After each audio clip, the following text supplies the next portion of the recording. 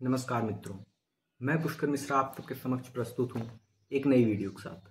आज की वीडियो में हम बात करने वाले हैं कि भक्ति काल के निर्गुण काव्य धारा में ज्ञानाश्रयी जो शाखा है उसकी विशेषताएं क्या है। परीक्षा में एक ये महत्वपूर्ण प्रश्न है, इसके ऊपर आज हम बात करने वाले हैं।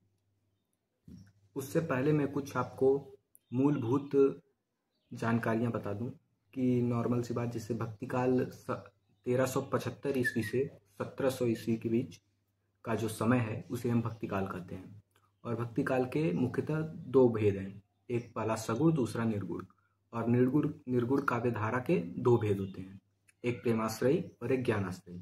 और सगुण काव्य धारा के भी दो भेद होते हैं, पहला राम भक्ति शाखा, दूसरा कृष्ण भक्ति शाखा। तो आज के इस वीडियो में हम ज्ञानाश्रयी शाखा की प्रमुख विशेषताओं की बात करने वाले हैं।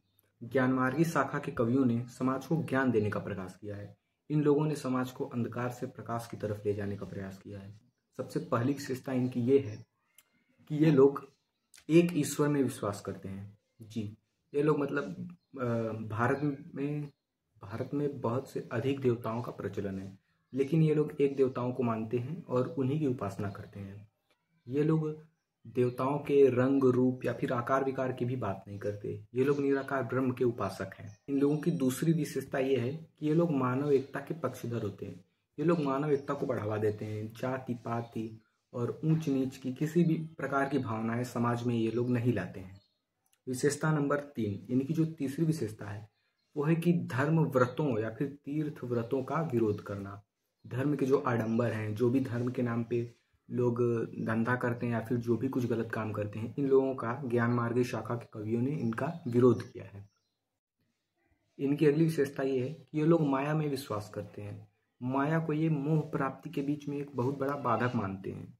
माया को ये लोग प्रबल समस्या मानते हैं कि ब्रह्म प्राप्ति के लिए जो आपके रास्ते में बाधा है उसे माया का नाम इन्होंने दिया है। और इन लोगों की जो अगली विशेषता है वो है भक्ति की प्रधानता।